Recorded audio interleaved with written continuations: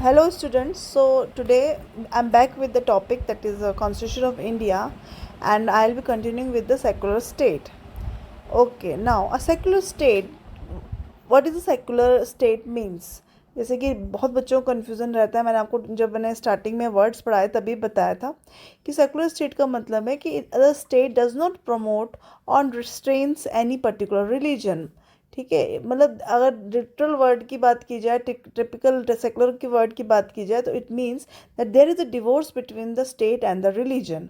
तो जी, इस सेकुलर स्टेट का मतलब है कि ना ही कोई देश या कोई राष्ट्र किसी धर्म को प्रमोट करता है और ना ही उस पर कोई एक तरह से कोई पाबंदियाँ लगाता है। It treats all it's citizen in the same way respective of there religious faith. ठीक है, ये सभी अपने धर्म, जितने भी इनके नागरिक हैं, सभी को उनके धर्म के अनुसार ये कोई बर्ताव नहीं होता, बल्कि सारे धर्म के लोगों को जो स्टेट है वो या जो देश है वो एक जैसा व्यवहार करता है। All citizens are free to practice, preach and profess any religion.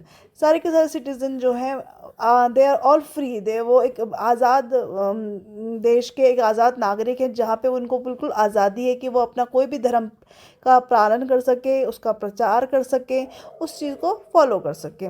Secularism promotes harmony and the spirit of common brotherhood amongst the people of India.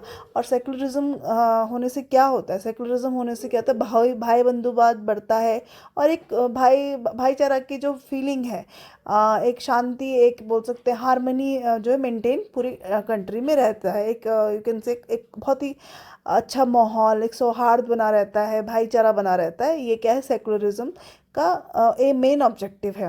A provision that strengthen the foundation of a secular state. Now कौन कौन से provision है जो कि एक किसी भी secular state के फाउंडेशन को मजबूत करता है? The state does not enforce any particular reason on people और attack on their religion freedom. ठीक है, स्टेट जो है, राष्ट्र जो है, देश जो है, वो कोई भी ऐसे कोई नियम कानून नहीं लगाता किसी पर्टिकुलर रिलीजन पे, या जो उस रिलीजन को फॉलो करते हैं उन लोगों पे। उनको उनकी जो फ्रीडम है उस पे वो कोई भी you can say does not enforce any particular religion. कोई भी लोगों पे ये बाध्य नहीं है कि वो किसी पर्टिकुलर रिलीजन को फॉलो करें। ठीक है, या किसी तरह से अटैक करे किसी लोगों पे, ये भी जो स्टेट इंश्योर करता है। No discrimination is made against anybody in India on the basis of religion. Bharat जो हमारा राष्ट्र है, यहाँ पे किसी भी तरीके का कोई भेदभाव नहीं होता किस आधार पे कि कौन पर्सन किस रिलीजन को फॉलो करता है। All religions are equal in the eyes of law. Equality of opportunity has been given to the citizen in matters of public employment respective of their religion. Same again वही चीज़ है कि सारे के सारे जो धर्म हैं वो जो देश का कानून है उसके समक्ष सारे के सारे धर्म क्या है? बिल्कुल बराबर हैं। और इक्वलिटी ऑफ अपॉर्चुनिटी, सारी जो जितनी भी अपॉर्चुनिटी हैं जॉब्स की, जितनी भी यू कैन से जितने भी मौके हैं वो सबको बराबर दिए जाते हैं, रोजगार के मौके। बजाय इनका कि धर्म देखने का कोई इसमें कोई रिलीजन नहीं है, सॉरी कोई रिलेशन नहीं है। One religious community can not dominate other religious community. ठीक है, कोई भी धर्म जो है दूसरी धर्म पे ओवर शेडो नहीं कर सकता, या उसको डोमिनेट नहीं कर सकता, या उसको कहीं ना रूल नहीं कर सकता। सब धर्म के पास क्या क्या है? अपनी स्वतंत्रताएं हैं या अपने कुछ कानून है, मतलब अपने कुछ अधिकार हैं। ठीक है, तो ऐसा नहीं है कि कोई भी धर्म किसी भी धर्म को दबाए या उसका कोई शोषण हो। Minorities have the right to establish educational institution of their own choice, of their choice. जितने भी माइनॉरिटीज़, आपको पता है कि जितने भी हमारे हिंदू धर्म है वो मेजॉरिटी में है, बाकी जितने भी सिख हो गए, मुस्लिम्स हो गए, सबसे बड़ा जो माइनॉरिटी है वो है मुस्लिम, क्योंकि वो बहुत ज़्यादा संख्या में है।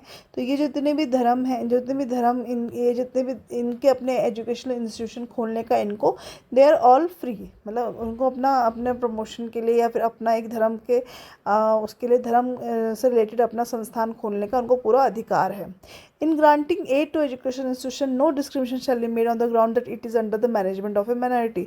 कोई भी अगर सहायता की बात की जाती है एजुकेशनल इंस्टीट्यूशन को, तो कोई भी तरीके का भेदभाव नहीं किया जाएगा इस बेसिस पे कि वो किसी माइनॉरिटी के अथॉरिटी के अंदर आता है, मैनेजमेंट के अंदर आता है। तो धर्म को देखते हुए एड नहीं दी जाएगी। एड तो जो सबको बराबर ही दी जाएगी। ठीक है, तो आई होप सेकुलर स्टेट आपको क्लियर है। एंड विद दिस अभी हम फिर मूव करते हैं डेमोक्रेटिक स्टेट पे। Democratic state, democracy is defined as government of the people, by the people and for the people.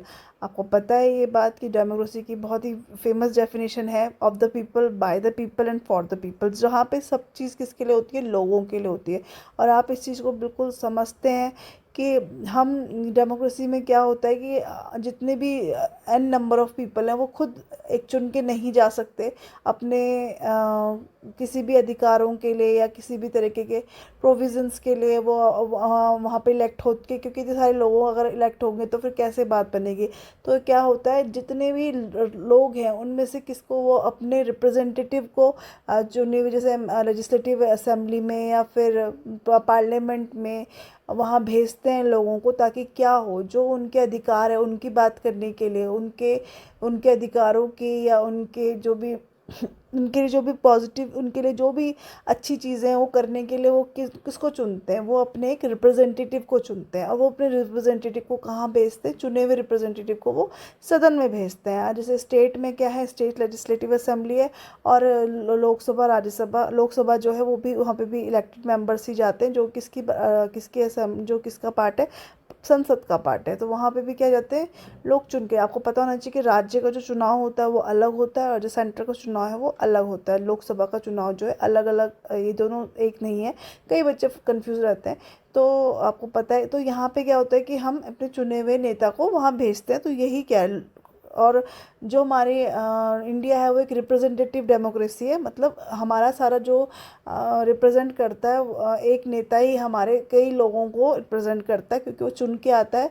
और कहीं ना कहीं जो जनता है उस पर भरोसा दिखाती है, जब भरोसा दिखाती है तो उसके पास कहीं ना कहीं अधिकार आ जाता है, एक यू कैन से कि एक रिस्पॉन्सिबिलिटी भी आती है कि वो इतने सारे लोगों को क्या कर रहा है, रिप्रेजेंट कर रहा है। ठीक है। The constitution, it is a government in which people choose their rulers by voting for them in election. ठीक है, एक ऐसी सरकार है जहाँ पे लोग अपने रूलर्स को वोट करते हैं और उनको इलेक्शन में जिताते हैं, तब जाके वो चूज़ होते हैं, तब जाके वो वहाँ पहुँचते हैं। The constitution provides for adult franchise. आपको पता होना चाहिए एडल्ट फ्रेंचाइजी का मतलब, शायद मैंने आपको पहले स्टार्टिंग में बताया हुआ, यानी जो जो वोटर्स हैं अबव 18 ईयर्स ऑफ एज के, उनको क्या बोलते हैं, एडल्ट फ्रेंचाइज बोलते हैं। इंडिया में पहले जो इसकी नियम था वोटिंग का, वो 21 ईयर्स था। फिर 1969 के constitution, 61st constitutional amendment act से वो जो एज है 21 से 18 की गई। अब ये जो अधिकार है 18 साल से ऊपर सब लोगों को है कि वो आप क्या कर सकते हैं, वोट कर सकते हैं। At the same time they have been granted the right to contest election for all this bodies. और यही नहीं कि सिर्फ चुनने का अधिकार है, आप अपने जितनी भी कॉन्स्टिट्यूशन बॉडीज़ हैं, जितने भी इलेक्शंस होते हैं, चाहे वो लोकसभा का हो, राज्यसभा का हो, तो आप लोग, हम लोगों को सबको अधिकार है कि हम क्या कर सकते हैं, इनके लिए खड़े हो सकते हैं। जैसे कि राज्यसभा, लोकसभा के आपको पता है 25 ईयर्स ऑफ एज है, राज्यसभा के लिए भी 30 है। तो डिफरेंट डिफरेंट एज जब हम अक्वायर कर लेते हैं तो उस टाइम पे हम क्या कर सकते हैं, वोटिंग इन सब चीज, इन जगह, इन सारी कॉन्स्टिट्यूंसीज के लिए, या इन सारी कॉन्स्टिट्यूंसीज के लिए, या कॉन्स्टिट्यूशन जो इतनी बॉडीज़ है उनके लिए हम क्या हो सकते हैं, we are eligible as far as the law is concern. ठीक है। जैसे राष्ट्रपति के चुनाव के लिए उम्र कितनी, 35 ईयर्स ऑफ एज। तो काफ़ी सारे, जैसे कि he should be an Indian, he should be mentally sound, उनका कोई उनका दिवालिया ना हुआ हो। तो बहुत सारे क्राइटेरिया हैं, जब आप इस क्राइटेरिया को मीट करते हो तो आप किसी भी बॉडी के लिए आप खड़े हो सकते हो, किसी भी पोस्ट के लिए आप you can go for election. आपको इन लोगों को चुनने का भी अधिकार है और ख़ुद भी आप उसके लिए अपने को, अगर आप एलिजिबल समझते हैं तो इन एलिजिबिलिटी क्राइटेरिया को सेटिस्फाई करते हैं, तो आप इसको इजीली आप कॉन्टेस्ट कर सकते हो फॉर द इलेक्शंस।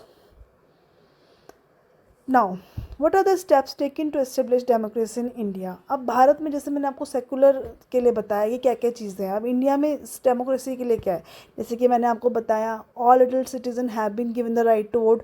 एडल्ट कौन है इंडिया में, 18+। ठीक है। The citizen have a right to contest election. हम अगर अधिकार, हमारे पास ये कर्तव्य है हमारा कि हम वोट दे सकते हैं, तो हमारे पास कहीं ना कहीं राइट भी है, ये अधिकार भी है कि हम क्या कर सकते हैं, इलेक्शंस में इलेक्शन में खड़े हो सकते हैं। दे हैव सिविल लिबर्टीज़, उनके पास सिविल लिबर्टीज़ है, जैसे कि freedom of speech and religion, हम अपने मर्जी से बातें बोल सकते हैं, हम अपनी मर्जी का धर्म फॉलो कर सकते हैं। The media, television, newspaper enjoys considerable freedom from government control.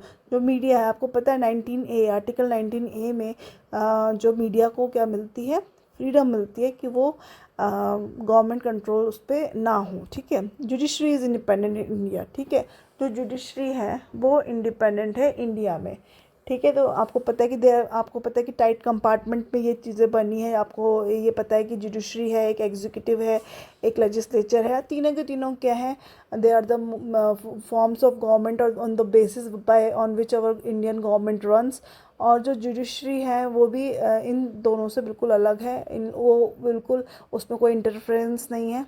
तो जो तमें न्याय है, न्यायपालिका है, वो कहीं ना कहीं स्वायत्त, उसका अपना एक वजूद है, उस पर गवर्नमेंट का कोई भी हस्तांतरण नहीं हो सकता। कहने का मतलब ये है, every effort is being made to educate masses, but because without education democracy has no meaning, ठीक है। जितने भी मासेस हैं उनको क्या किया जाता है, उनको एजुकेट किया जाता है, क्योंकि जब तक उनको ही नहीं पता होगा कि उनका क्या अधिकार है, उनको क्या डेमोक्रेसी, मतलब उनको जैसे वोटिंग का क्या इम्पोर्टेंस है। कई बड़े बड़े हम लोग, कई बार ऐसा होता है कि हम एक वोटिंग डे को कैसे सेलिब्रेट कर लेते हैं, एज ए छुट्टी सेलिब्रेट कर लेते हैं, बट ये मोबिलाइजेशन बहुत ज़रूरी है to understand the importance of our single vote. Every vote counts, ठीक है। आपको पता है ये चीज़ डेमोक्रेसी में, एवरी वोट काउंट्स। हमको उनको जो कॉमन पीपल है उनको अपने वो राइट्स, वो वोट्स के बारे में बताना है, हमको उनको एजुकेट करना है, ठीक है। तो इस तरह से क्या होती है, एक डेमोक्रेसी